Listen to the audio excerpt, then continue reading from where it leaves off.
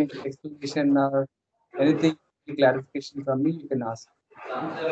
Going ahead, yeah, in this topic, I'm just going to give brief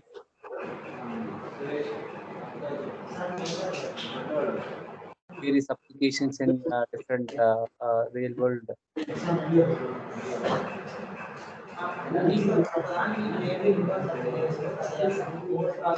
And basically how the evolutionary algorithms works and what are the evolutionary algorithms and how the other computational intelligence and related approaches are used in data science domain. This, uh, from day one.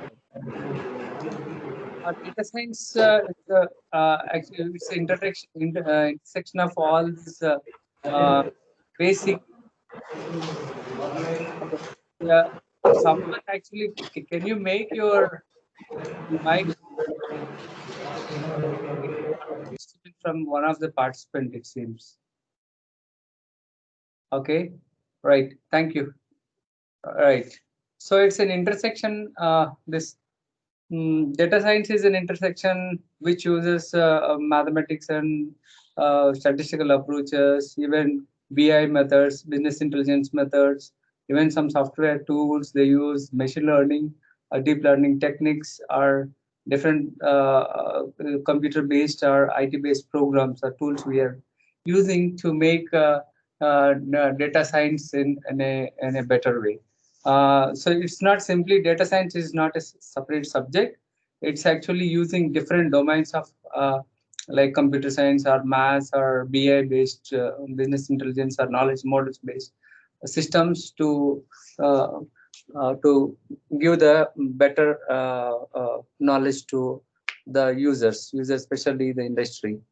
What exactly data science? It's an umbrella that provides various resources for solving any type of problem. Mostly, we use if the data is used, then by applying different data science domains, we can try to work out on it.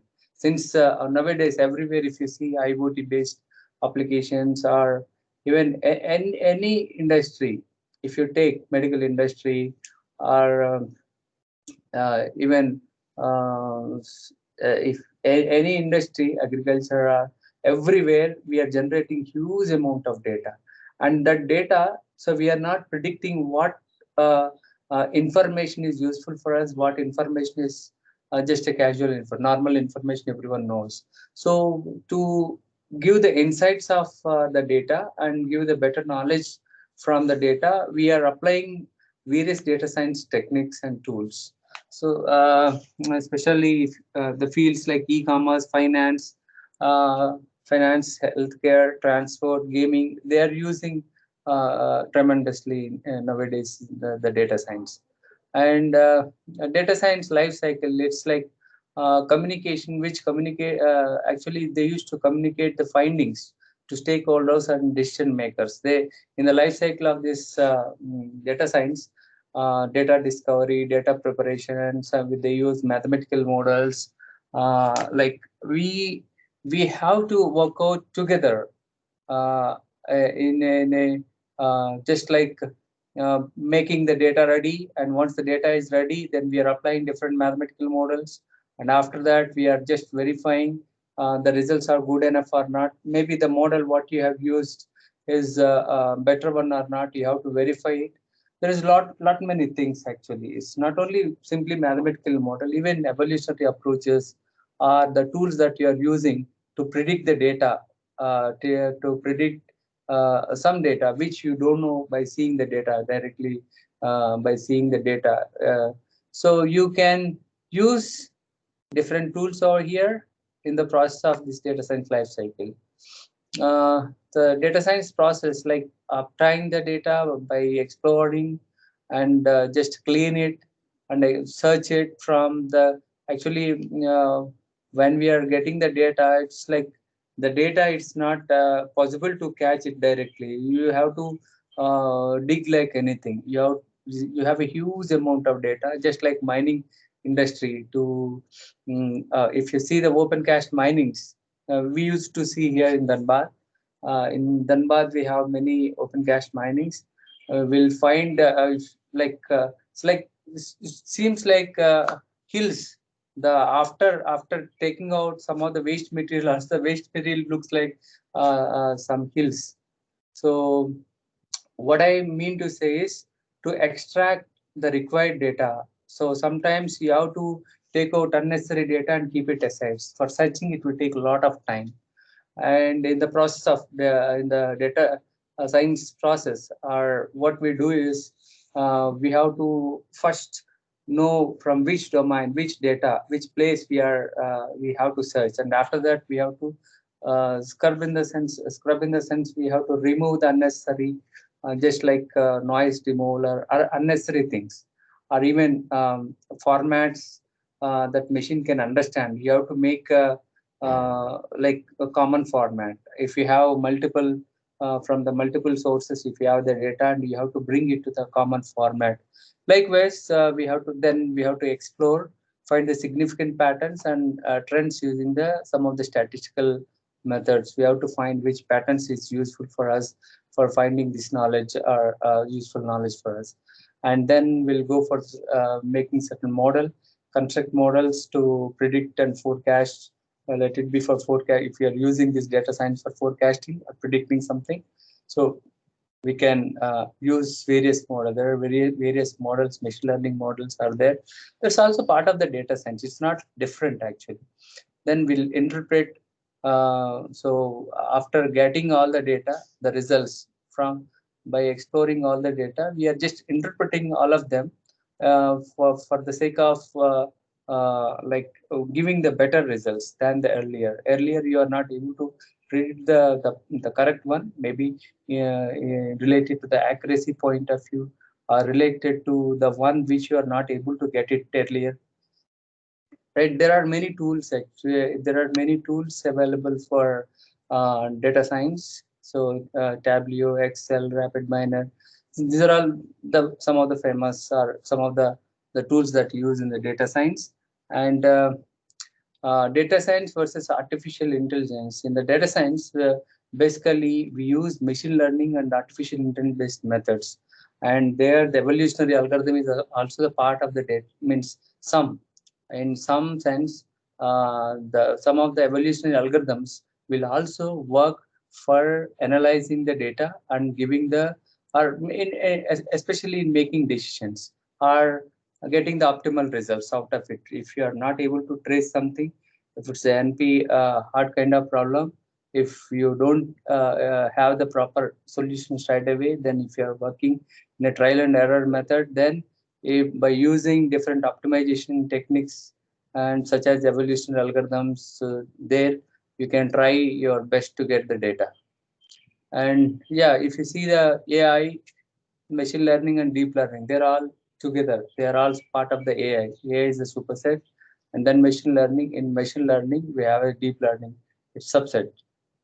And nowadays, people will tell deep learning is a separate, but still they are all interrelated, and they are in the superset of AI. AI, yeah. So usual process in machine learning or deep learning. So what we used to do is, like, we have to train the data. For example, if it's a classification problem, initially you have to classify. Train the data and validate it, and after validation, you'll go for testing. Like the initial input data should be divided into the respective portions. Like for example, training and testing, if you're dividing into 70 and or 80 and 20, or 70 or 30, then out of that 70, some portion, maybe 5% or some 10% maximum, will use for validation as well. In the training portion will use for validation, so that our models are working fine. So initial for initial satisfaction purpose, we use validation in the part of training, and all together we work on the data, and ultimately we'll try to project our models. Whichever the models are working fine, that models will be highlighted, and we will tell these models will works on those kind of data, or in these kind of scenarios. Like that, we will be able to tell. just if you see the deep learning models, if you see what they do is like we have a labeled photos, different photos like for the dog, cat, or different images, and the all the images labeled photos are actually trained. They are trained over here. After training, what they do is they generate so in the process, like if some input is given, the uh, the uh, uh, the input taken, right, will be verified with the features. After training, what you will get is you will get the features actually. What features this dog have, what features this cat have, what features the other animals or species have. So and even among the persons also, some features will be different to one to the other. What features everyone is having differently. So that features will be predicted, and with by knowing those features, will name that particular persons to a unique label. And finally, if the features are matching to that any of the labeled person, then we'll give that output for the given input. Uh, like optimize, yeah, what usually we do in the machine learning and data sciences. Uh, so we are trying for to increase the or improve the performance by following different measures like there sometimes we use statistics. uh, so we try to use inference rules from the make the inference rules from the sample and try to use those rules to take a certain decisions as well. And also there we try to use computer science especially for efficient algorithms. Like if you have like some process in solving a problem, if you have some process just like from the input stage to the till the output, you have pre-processing, you have some steps for classification, right? So out of all, if you divide them into modular, there we can change the existing models to new. We can propose a new also by seeing the difficulties or the data that you have taken. Means depend on the data and the problem domains. Sometimes you need to change the techniques, even for pre-processing, even for the approaches that you use for classification. Or maybe if you don't have a label information, you can go for clustering. Or similarly like that, if you are going for clustering, and if k-means clustering is not working fine, since the k value you have to give by the end user. So the k value, instead of giving k value by the user, if you want to find your optimal k value, and then you will work. If you want to try to find out the better grouping criteria, you can work out. Means there are many ways to make your approaches. Means algorithms. You have to first propose your algorithm, and then you have to go for trial and error. So there are many methods in the machine learning, like supervised, unsupervised, semi-supervised reinforcement learning. So here in this criteria, in the supervised learning, like regression, classification, and they're all part of the supervised. Means they have the labeled information. Initial labeled information is clear for them, and with the help of labeled information, the approach, like ANN uses neural network, and some uses functions, some uses some special tree concepts, like different approaches they follow for making classification. So that is in the supervised learning. And when it comes to the unsupervised learning, this is divided into two parts. Basically, one is clustering. There, the label. And so both the cases, what we try to do is in the clustering, we are trying to make groups.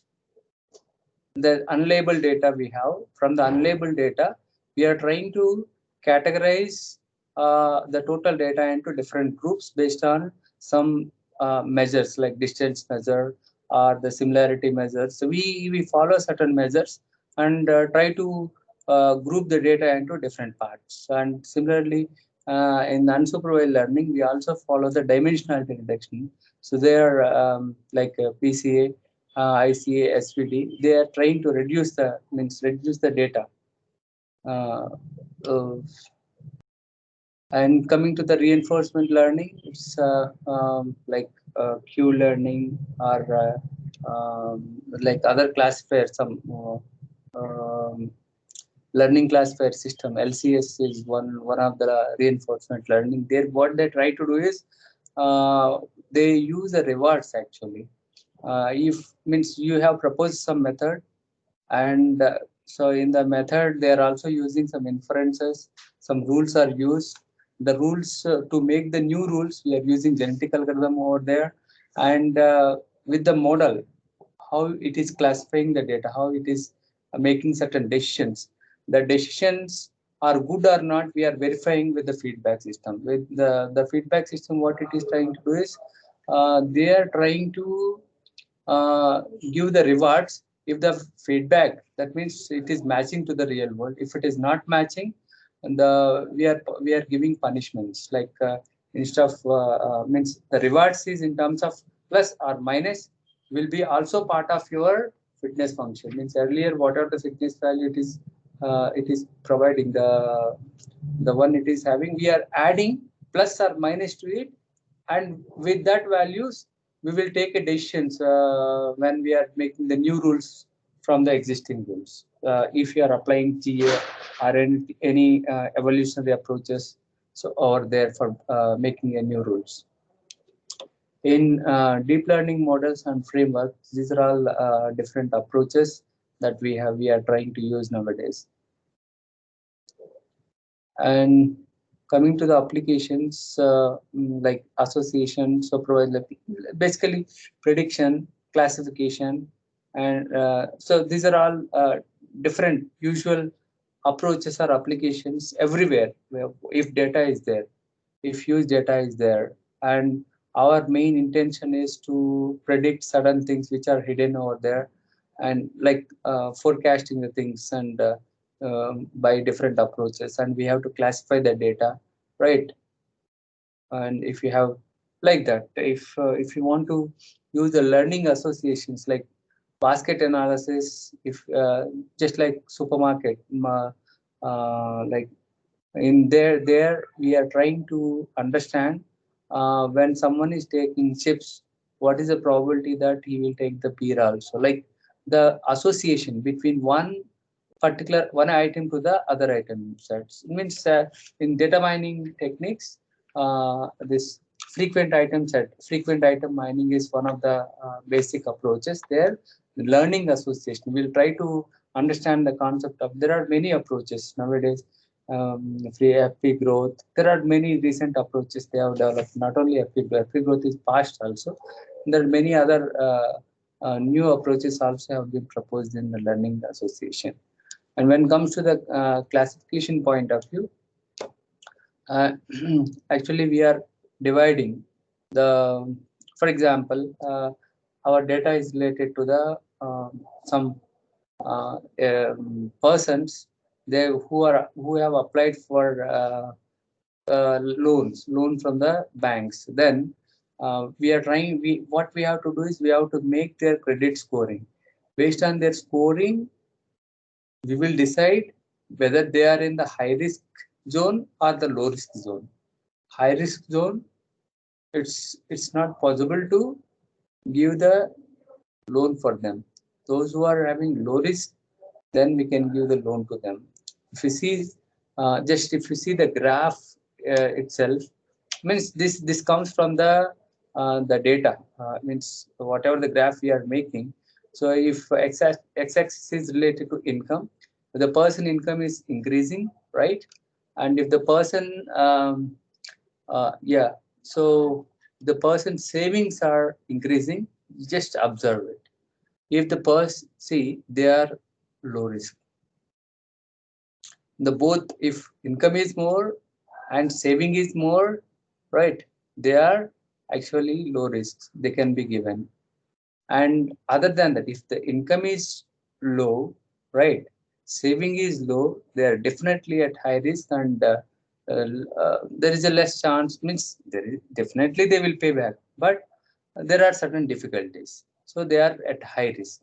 So we'll try to predict with the help of these inference rules kind of thing. If income greater than theta 1 and savings greater than theta 2, then low risk, else high risk. Means we are making certain rules. That rules will predict the different customers whether they are under high risk zone or low risk zone. And now there are many classification methods, okay, like navy based, like logistic regression, and SCD, MLP, like all these tree based representation. Actually, there these classification methods are also basically divided into function based, tree based, and even so that way we can see. I think I kept a slide for it. Let me go in uh, upcoming slides. The classification is basically what we are trying to do in, especially in face recognition, character recognition, speech recognition, and medical diagnosis.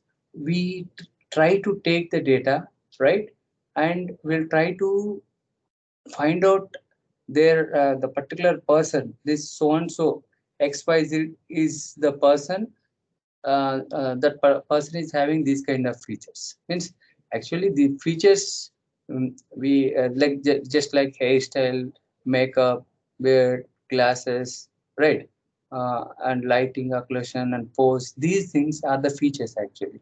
Depend on these features, we are trying to predict so and so person. That these feature, if these features are there, the person is matching to so and so group, and from that we'll be able to catch up from the images. Will match where exactly it is matching, right? And for character recognition also, different handwriting styles will try to see and try to identify the characters as well. And like so for example, face recognition, if you see during training, so these are the data that we have taken. In the top row, we have taken for the training, and during testing, we have given this input. The first image, if you see, for all these images, we were labeled to one of the number, so it matches to that number. Since one of the image is matching to the features, like when this input feature, test image input features are taken, this will match to any one of these the features that are stored under some XYZ label. And therefore increasing like for agriculture food products, like when to make crop assessment, or especially the quality of the crops. So to know that whether the leaves have any diseases or not, to study that, we try to use our image processing techniques, deep learning techniques. After having this one, means after having the data, huge data, we can work out. In the classification, just like price of a used car, how it works, we are trying to take the car attributes and the price of it, and the model, what's the model it is, and parameters, and we are trying to find out with all these parameters, we'll try to find out what will be the price of this. And in the regression applications, we have just like angle of angle of steering, how to make a certain motion, right? Kinematics of a robot arm. So we are trying to use the regression applications, especially in this domain. And for predicting future, for time series forecasting, so we will definitely use the machine learning approaches. So there are recommender systems. Basically, in data science, we mostly those who are who have the basic knowledge, they should understand the recommendation systems.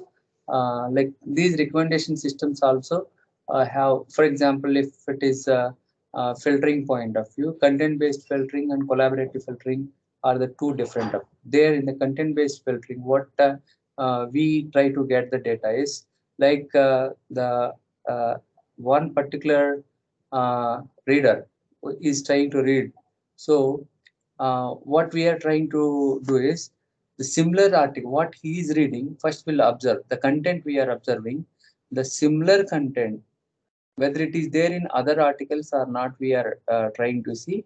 After identifying those articles, we will suggest, will recommend those articles to the reader. So this is a content-based filtering, and whereas a collaborative filtering means we are trying to see the similar users, means we have the data of the similar users data as well, and the reading by both the users data also, and we will recommend for example, if she is reading, because they are similar users, she is reading some different books, then we can subject those books to this person also if their user behavior is similar.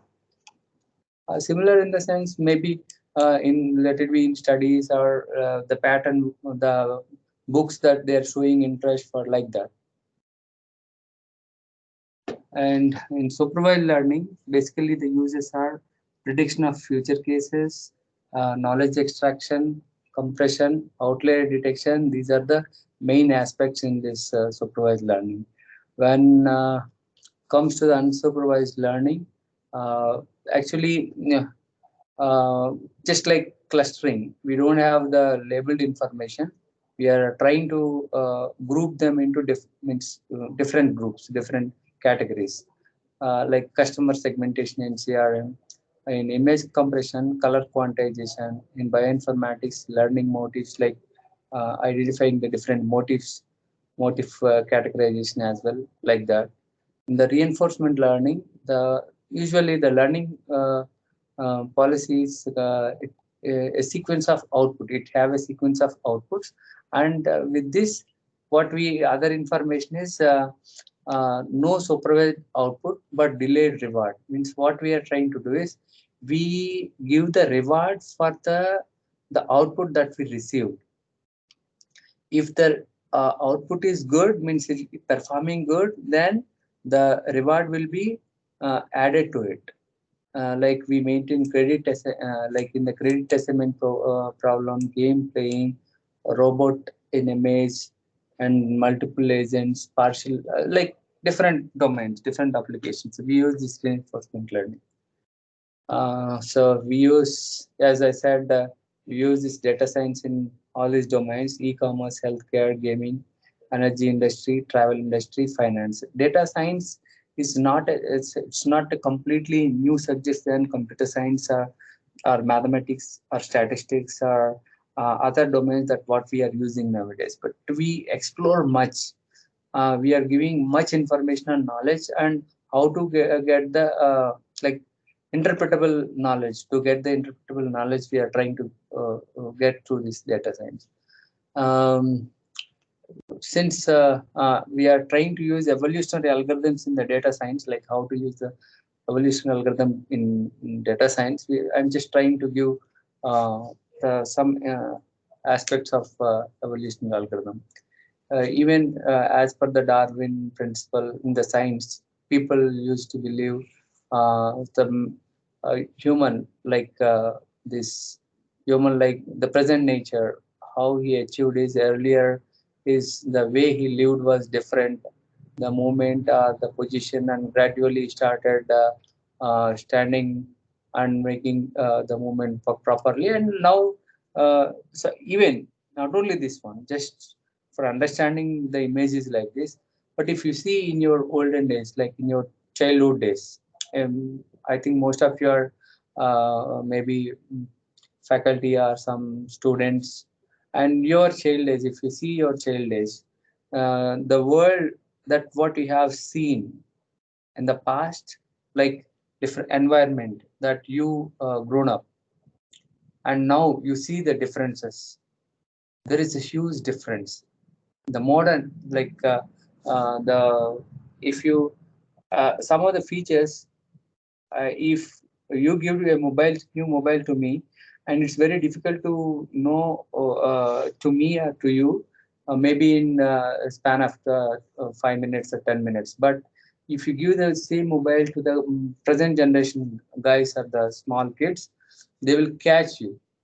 They will easily catch that particular app, and for what it is, and easily they will learn it very fastly. It means not only mobile, I am saying, in everywhere. There is a huge generation gap from so every 10 years, if you see, if you compare. So there is a huge gap actually. So that's why when we, as a humans, when we are going ahead in this um, modern life, every every year we are seeing the changes. A lot of new trends has come, a lot of new things has identified. Earlier, just before 4 to 5 years before, IoT actually, very few people used to speak. But now everywhere, if you say IoT, data science, everyone used to speak. For projects, nowadays everyone is talking IoT project, data science project, or machine learning project, or AI-based project. Everyone is speaking now. But earlier, very few people they used to speak about. Yeah, evolution algorithms are a heuristic based approach to solve problems, and that cannot be easily solved in polynomial time, such as classical NP hard problems and anything else like that would take for too long to exhaustively process. Means it is taking too much of time and to give the results, the expected results. And in that case, uh, if you have enough, means in some cases if you have enough time, so you can see you can make a trial for evolutionary approaches. um, in evolutionary approaches, let's go, the main process they look like, they work in this manner. First step is we have to initialize certain parameters or certain things. Just in the initialization in the evolutionary approach, what we have to initialize is just like population size, because this population, whatever the initial population or the population that you are seeing, that keeping the, we we are actually trying to make this particular group to be as a group. They have to increase in the next generation, they have to increase in the next generation. That was the motto. Not, they are not trying to make one person high, the rest they are not trying to make it down. So in a collective way, this group's performance to be increased. For that, how to make the better solutions are to get the new better new solutions, we see we work out on in evolutionary approaches.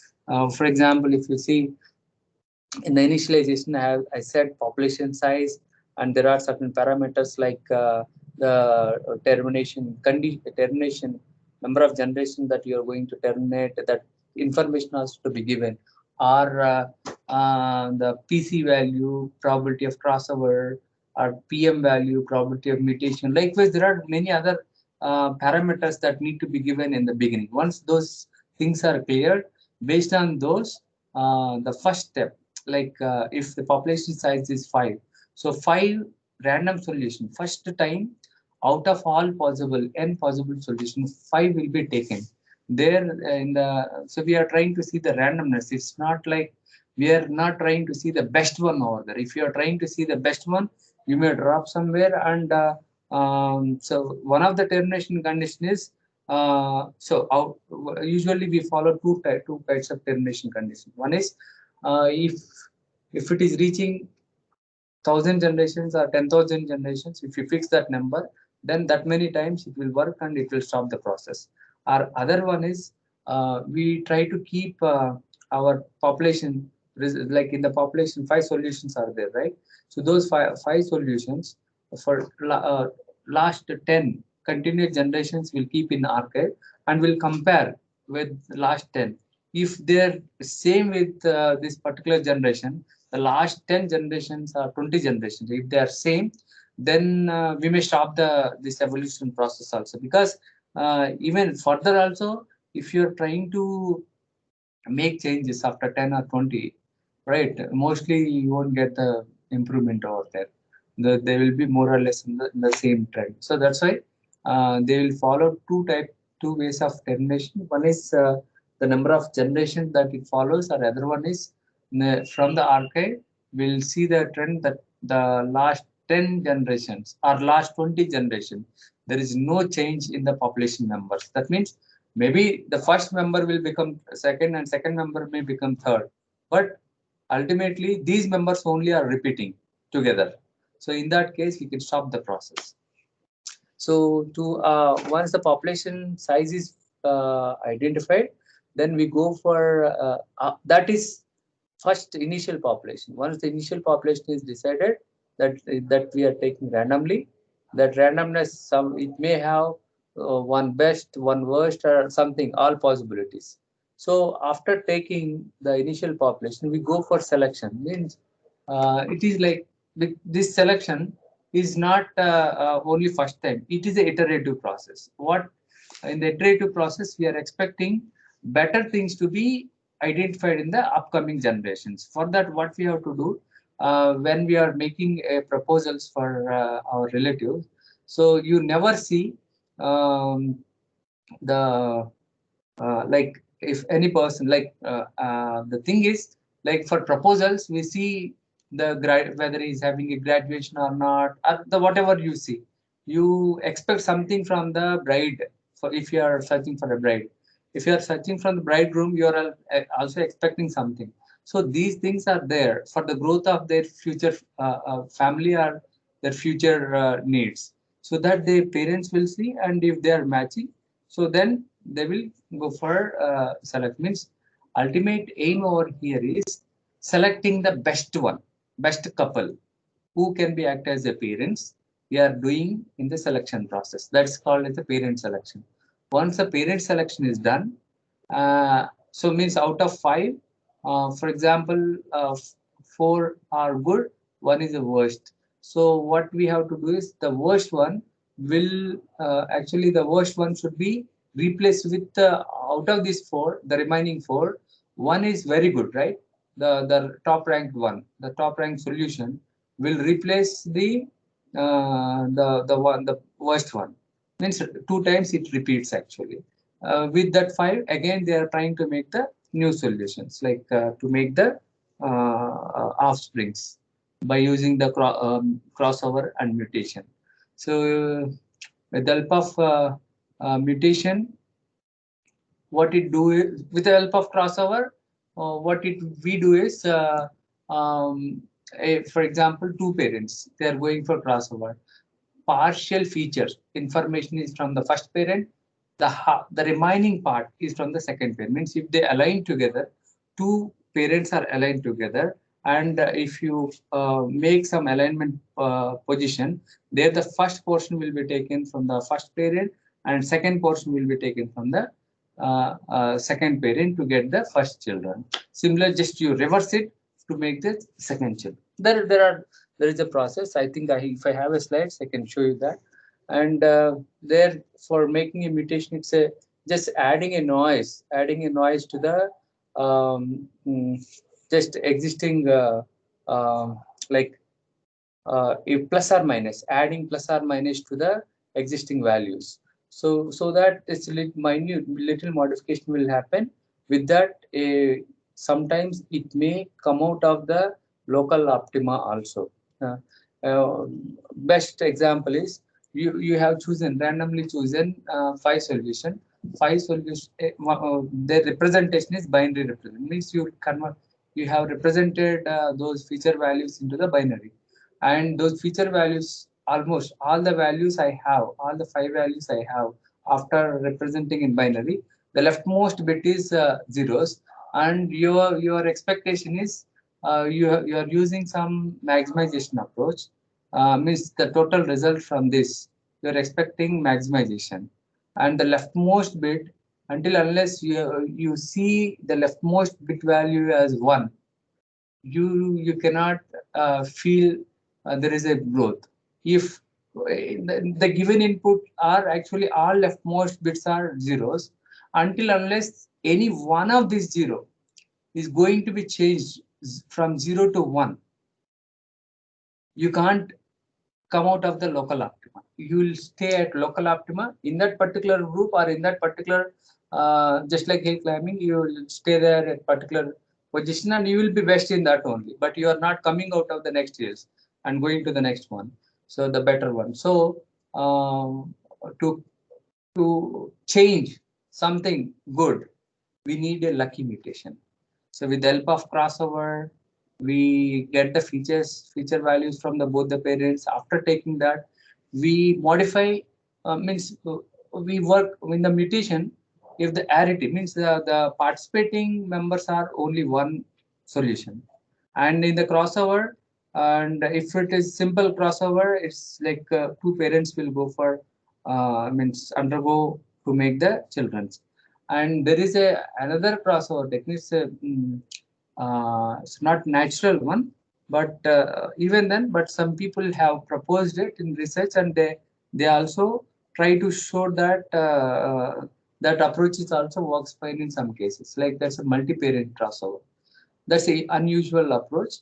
Like more from the more than three parents. So we are taking the feature values from the first portion, means you divide into based on the number of parents that are undergoing for the crossover. That many partitions we do. First portion from the first, second portion from second, and third portion from the third. So to get the first children, like that you will make the new data. So in the evolutionary process, this is the way how this once after making the crossover and mutation, you will get the offsprings.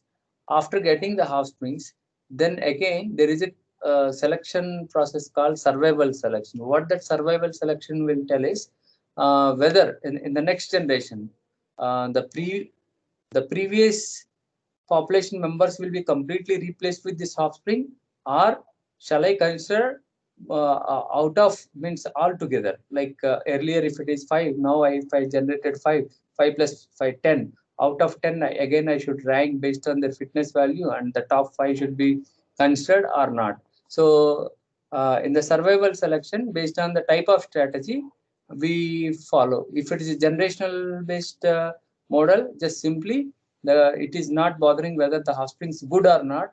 It directly replaces the old population, even though some good members are existed in the present generation. And whereas the fitness proportionate selection or steady state models, what they do is one by population size, or like one member may be changed out of all these members, right? Like that will steady state, uh, there is a process to how many values that I am going to be replaced in the current population, whether 1 by 10, something like that. So here in the initialization, generate initial population p of 0, set I equal, means for to know the which iteration now you are in, the I value over here. Evaluate fitness for each individual also you are trying to do first time for the to randomly chosen one, and this process has to be repeated until the particular criteria is set. Until this criteria is satisfied, this loop will be repeated.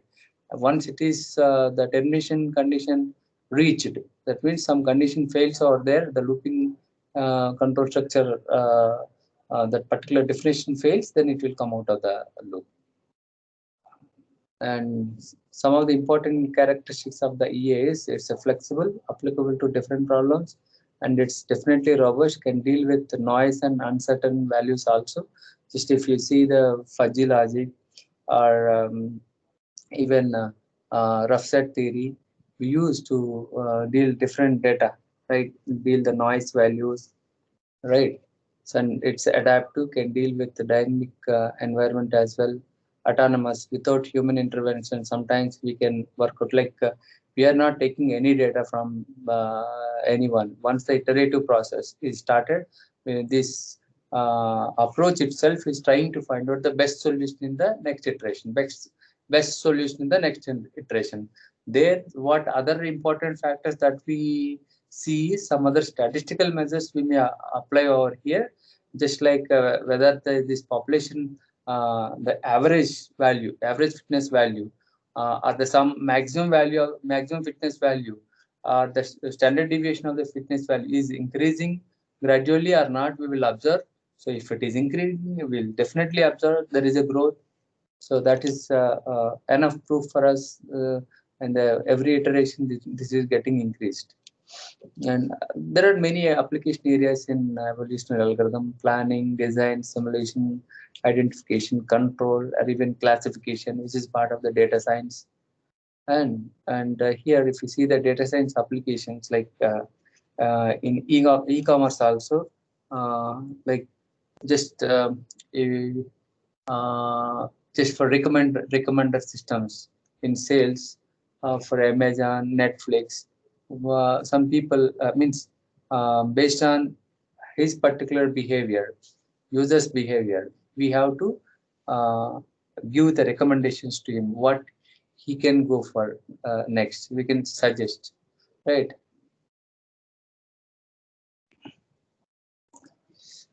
Yeah, here whenever we are searching for any product over the internet, it's start giving us suggestions about some similar products.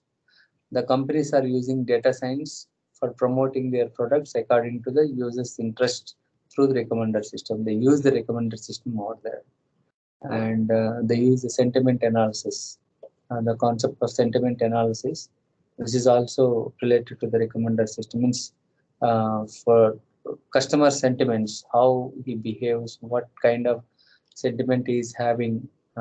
So that study will be done. It will help the companies to identify the customer's view about the product, what he felt about this product is good or not, and this feedback will help them to improve their product also. And sometimes data science with the will estimate, will assess the price of the product, the given product is correct or not, or what are the different market trends that's followed now, and user response. With different user responses, if it is recorded, we will try to use. There are top seven e-commerce websites that they are using data science are this. Data science in healthcare, like in healthcare, data science application in healthcare industry are just like earlier. The data, some of the data is hidden, and we are not analyzing it actually properly. Because of that, some kind of gap is there. That gap actually is getting reduced a bit after the introduction of data science and different tools of the data science. And still there is a huge scope to improve with different, I mean, we cannot say that the research should be stopped here, since the data science, IoT, all these new technologies has come, and there is no future growth for the research. There is no question. Every time there is definitely a scope for research, right? And data science in healthcare, especially for predictive analysis. It is used to analyze patients' data. First, they will take the previous medical history and the existing symptoms, what symptoms he's having, drugs currently that is in the body, means what kind of medicines he's taking, and then they will try to predict the effect of disease and the treatment on the patients. They will study on the patients, uh, like the improvements, whether he is increasing or not, means improving in health or not. That they will try to predict. It can be helpful in predicting the patterns of evolution of the disease and reducing the risk and undesired outcomes accordingly. Even the this predictive analysis are used in COVID cases also, how it was spread and from where it was spread and how fast it was spread and from where to where it is. Even before spreading also, lot many research papers have published on this, but still some of the governments are silent and not taking the proper precautions as well.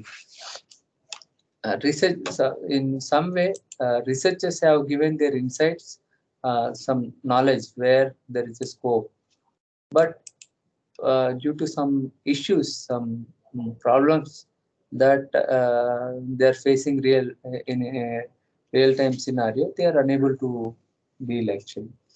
In the genomics, personalized treatments, just like um, if your own DNA means, for example, if every person is having a different DNA, so based on my DNA sequence, and some medicines will actually it works good for me. Some medicines it will not work for me. So there are some concepts called personalized medicines. If we are able to study genomics properly, means um, the upcoming industry, this is one of the because it deals with the data, huge medical data, our my complete genome, and then the history of my historical, like all my past diseases, and the present status, what like every information related to medical, so that is stored apart from DNA sequence. We also have to keep the records of this patient to treat him in a personalized medicines, through personalized medicines. And there are medical image analysis as well, like we medical image analysis like X-ray, MRI scans we try to use. And even from our batch, means in my research group, some of the people have done like COVID related experiments from the X-ray and MRI scans also. It was recently it was accepted in one of the impact factor journal. Drug discovery, the current technology and process that we are using for drug discovery are very inefficient, time consuming and costly. Even the data science that they have applied nowadays, really it reduced a lot. Usual process it takes 10 years and it costs huge, but uh, the for the COVID vaccine it was reduced tremendously, but the results actually just they are studying how good, because gradually they will improve. It's not like in the past how they used to do, how they used to test, the growth got increased, like the fast means making the vaccine or the process for making the for different analysis is got improved. That's why the vaccine has come now. Otherwise it's very difficult. Data science is really making our life very easier. Data science in gaming also, like many gamings, they are using data science gaming applications, right? In applying data science, oh, there are many slides. Now we are in only 50, slide 50. So I think only very less time. So I'm just uh, in Warrior, I'm just making one or two sentences based on the slide, the important key aspects of that. In energy industry also, like energy theft related aspects also can be studied using the data science, by even by using the data mining, like outlier detection methods we can apply over here, right? And data science in travel, they use your information, like your interests, and uh, uh, they the way you book, like how you maintain your travel history, like the records will be kept with the travel, I mean this websites. So means they use some tools, data science tools, to predict the behavior of the customers, and they will suggest something, just like recommender systems, how it works in Amazon or Netflix, how it is recommending movies, how it is recommending different products. Similarly, here for making bookings also, they will keep the records history, past historical travel history of you, and they will try to give different services.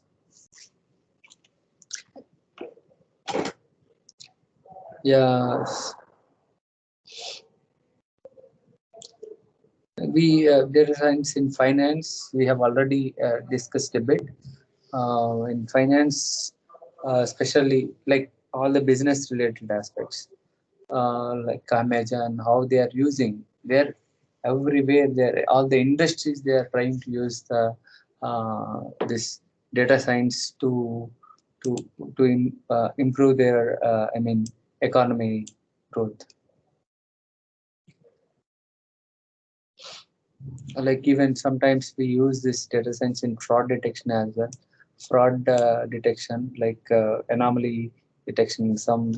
If some people like like even if giving a credit to give loans to some people, if you are really giving, whether he is a high risk person or low risk person in the beginning itself, it's very easy for them later. If they, the model that what they have used has not given proper results, like even though it is showing low risk zone, but in case due to any other reasons, if is not paid, then we have to study those aspects also, and we have to update those things. And with that means, actually for few that definitely helps. If this in the same situation, if some person will come, we can consider and we can propose something from the company itself. We can suggest to the company. Yeah, application of evolution algorithms in there are many applications in bioinformatics with the help of genetic algorithms, like genetic algorithm, genetic programming. So they use like in analyzing microarray data or NGS, next generation sequence data. They try to use these evolutionary approaches for different domain different aspects, just for optimizing different parameter values, what parameter value will be good for in this particular situation, or like that.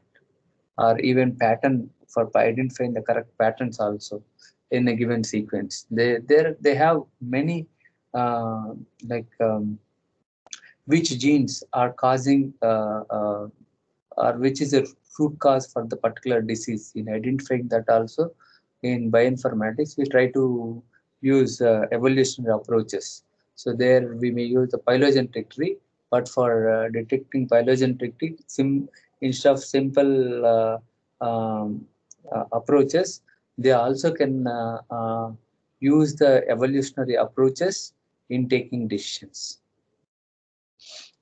Yeah, there are many components of evolutionary algorithm, like representation, how you are representing your solution. Like chromosome, it's a chromosome. What we are in evolutionary approaches, we have to represent your data in terms of ones and zeros, in terms of some feature values. Let it be sometimes the if you divided if you decided the binary representation, in general, their binary representations are zeros and ones. So if in every position in that particular binary representation, every position is representing some feature. So if the value is zero, in the sense feature does not, that particular feature does not exist in this solution. If the value is one, in the sense this particular feature exists in this solution. Like that, the features presence or features absence will be treated, and based on that, we are trying to tell. We are trying to uh, know. Even in the binary representation also, all features there existed in the solution. That doesn't mean that it's the best solution. In some solution, some feature is not existed in the solution. That means zero. Having the absence of that feature also will give the best results. So that is also need to be studied in the process. So in the binary representation, integer representation, floating point, or even tree representation, permutation representation, there are many kinds of representations.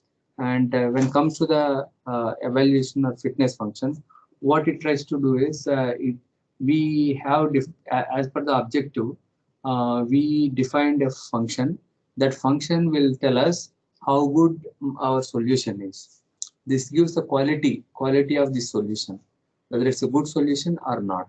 So that will be given by the fitness function. And similarly, the population is the we are fixing the population is a group of members.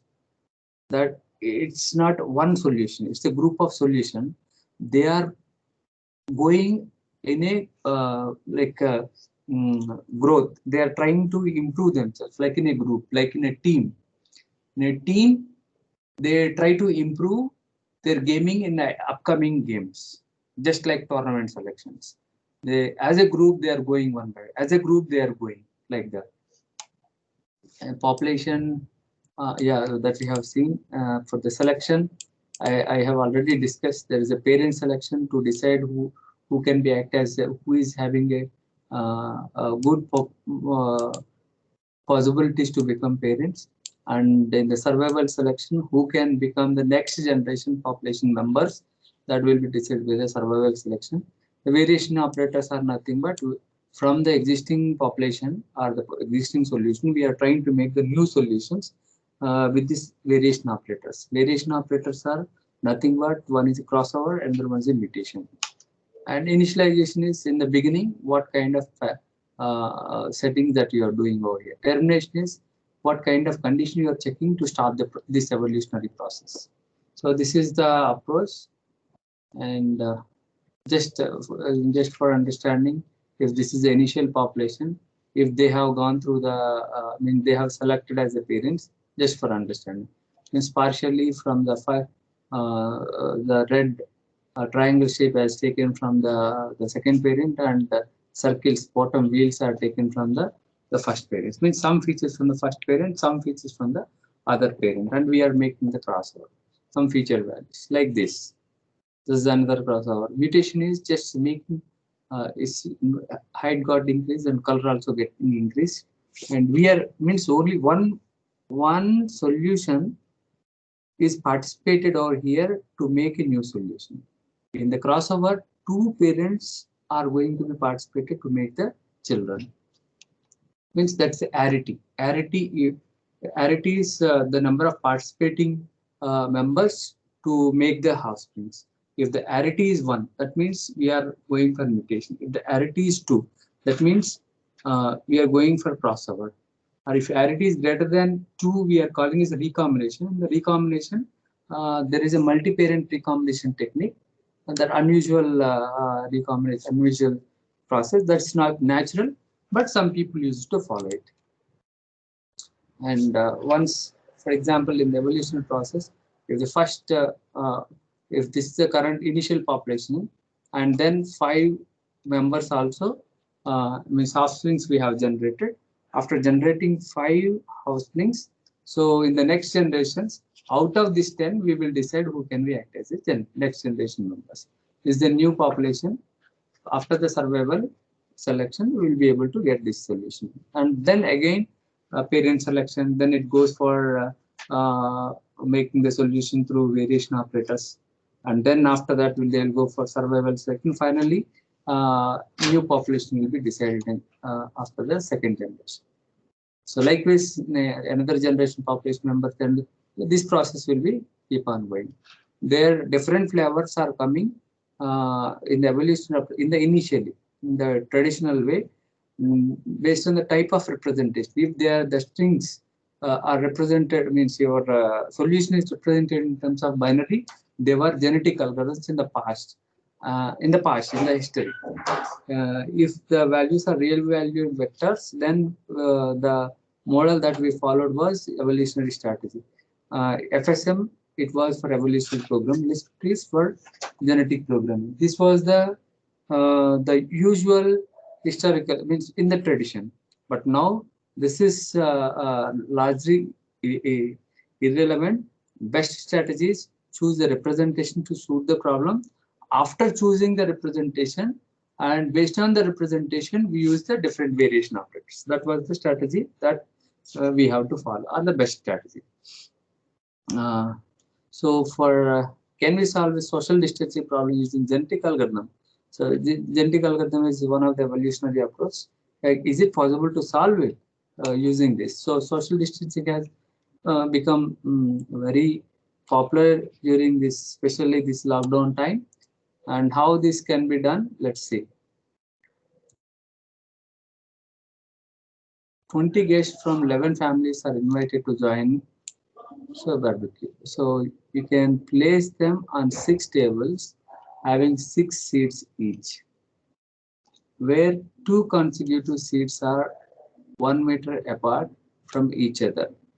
We consider tables are circular. So each table must contain guests from at least 2 different families.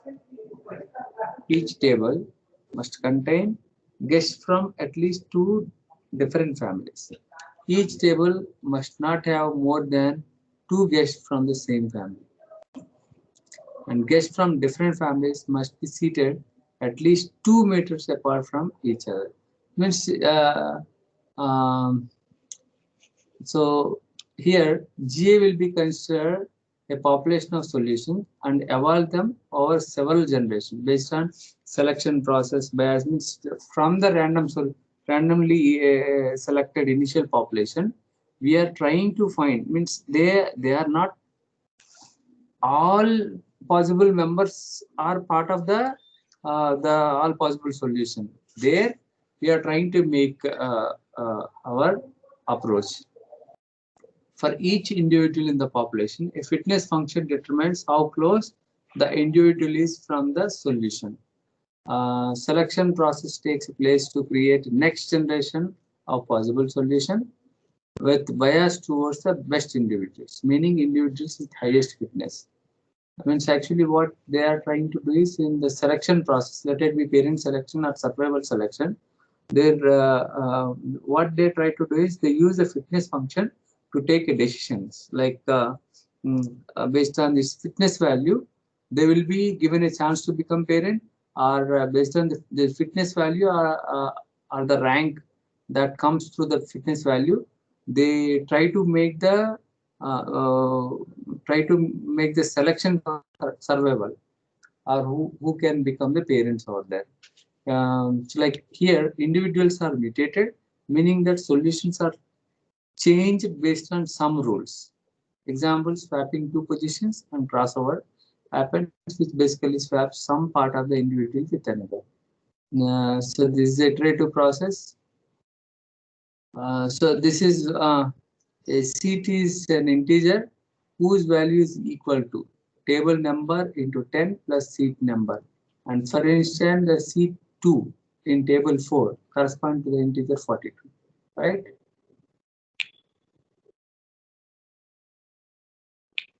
Seat number is 2 and table number 4, table number into 10, 40, for into 10, 40 plus seat number 2, so that becomes 42. This works fine as long as we have less than 10 seats per table. Hence, a solution can be written like this.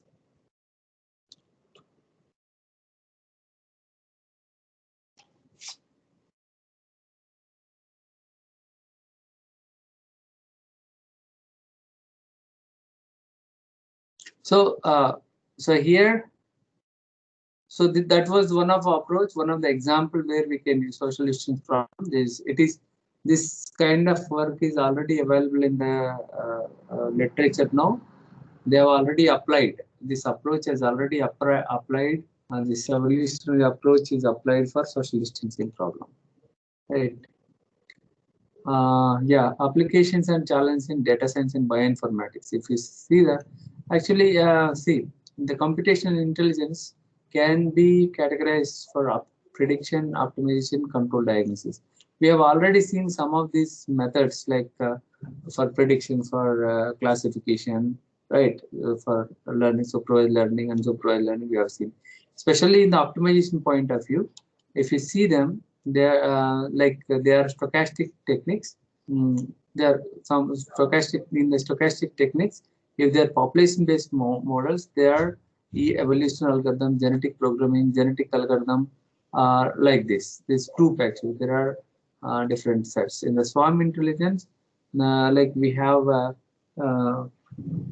ant colony like PSO, ACO, bee colony and artificial bee colony. There are many such. Even firefly. There are many such nature-inspired approaches have been keep on getting increased, right? So this is the computational intelligence point of view, how we are seeing the for the predictions. We use neural networks over here. We just try to simulate the the natural neurons in the brain, how they are simulating and how they are thinking parallelly for taking certain decisions. Different inputs are coming from different position from different sense organs, like from the eye I have seen something, from ears I have heard something, and likewise I smell something. So I got a lot of inputs, and also I'm adding some bios, means I'm adding my own thought for taking decisions. See, I right now, for example, if something happens, something is going to happen here, something is happening here, I have seen through my eyes somewhere some fire is coming, and I have seen, I smell like some fire smell, like after fire, some smell will come, right?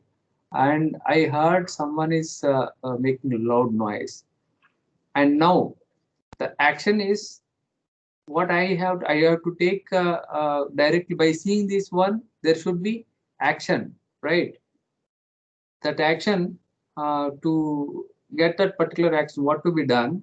So I simply with these inputs, sometimes I may not get the correct I mean what to be done. It's not possible. Some biasness, some own thought should be added, some biasness should be added to it, so that I can take a proper decisions. So in the natural neurons, how the brain thinks. In the similarly in the artificial neural networks, we try to simulate the same manner, like x1, x2, x3. This is a x1, x2, x3, x4. All these x1s are inputs from different sense organs or different ways of getting this input, and how much weight I am giving to this x1, how much weightage I am giving to x2, how much weightage I am giving to x3, how much weightage I am giving to x4, like that. And this is a productive summation. After doing this, we have to add the bias to it, and based on that, we'll take a certain decision whether I can move ahead or I should stay back. Just like that activation function will tell us yes or no kind of things, like for the classification, if it's a two-class problem. So similarly, basically like in the neural network concept, how it was introduced, who has introduced, these are the some basic knowledge related to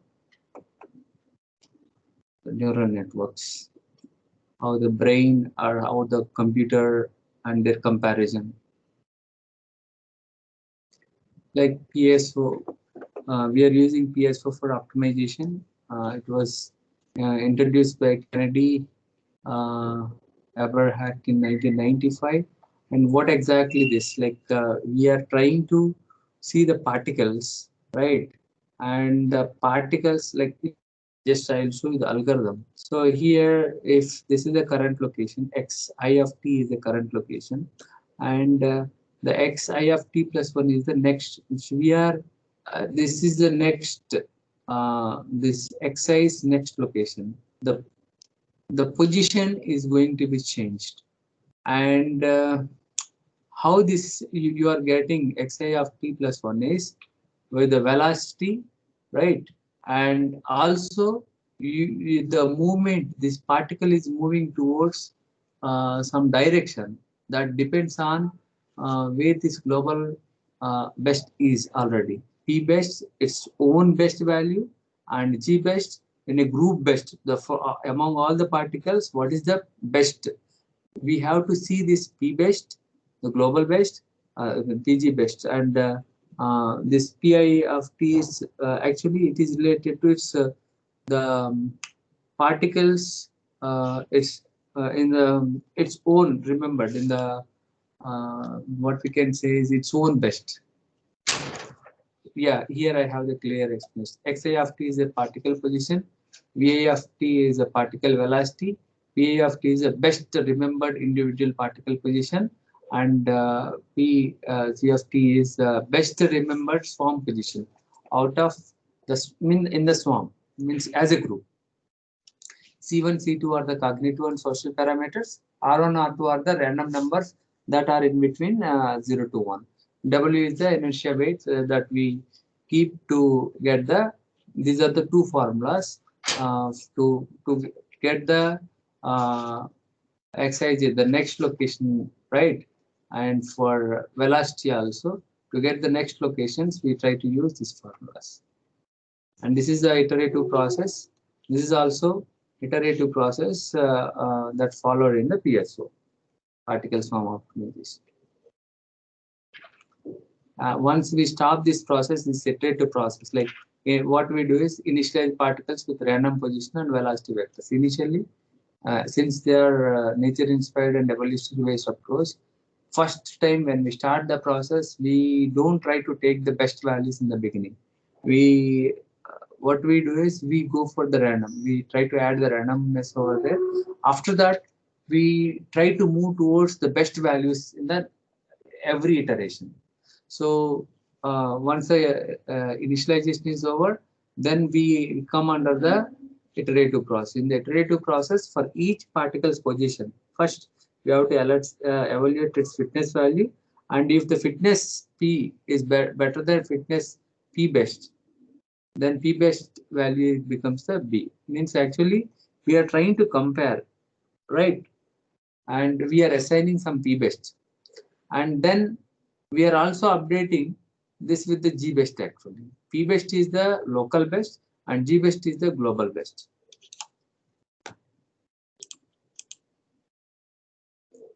Yeah, why people prefer PSO is basically it's a simple to implement, very few algorithm parameters, and say insensitive to scaling of design variables, and it's very easy for parallelization for concurrent processing.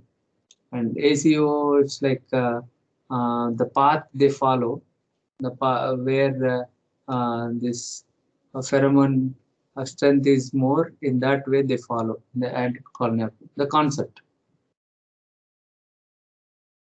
In bioinformatics, we try to use the alignment and comparison of DNA, RNA, and protein sequences, DNA mapping on chromosomes, gene finding and promoter identification from DNA sequences. These are all different challenges that is there related to data science in bioinformatics, because it also deals with huge data. It's sometimes it's like for drug discovery or protein-protein interaction. So maybe you may not have sometimes very little data. You also have to keep use information from the previous moments, different interactions, protein-protein interactions, or even for identifying the loci or the particular functions, loci. So here there are other approaches related to alignment.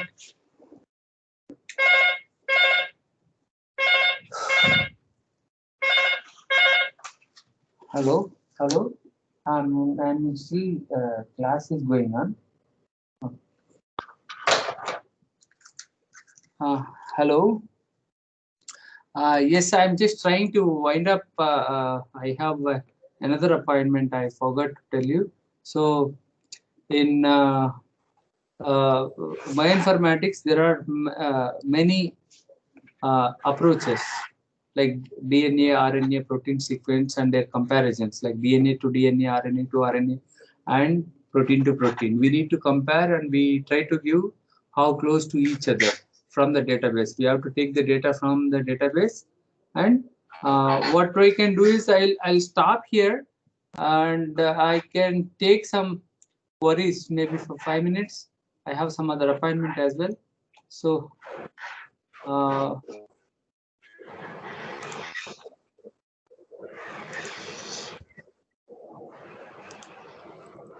hello. Yes, sir. It's audible, sir. Yes, actually, I'm stopping here. So if anyone is having any queries, So it can be answered.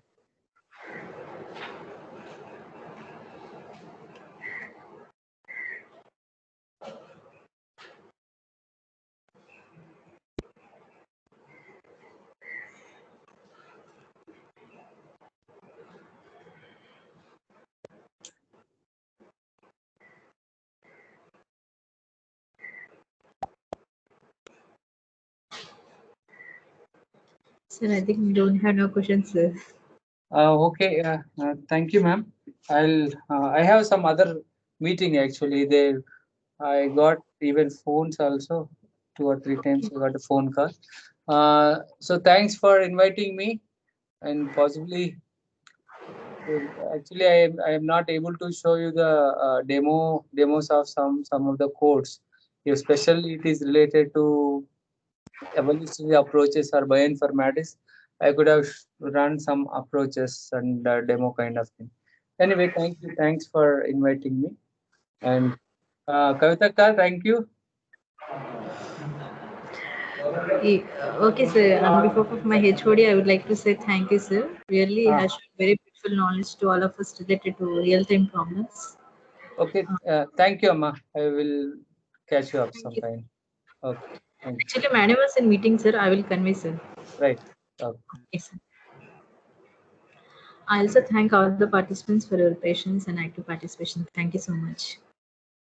Tomorrow again, we have the session on the same timings.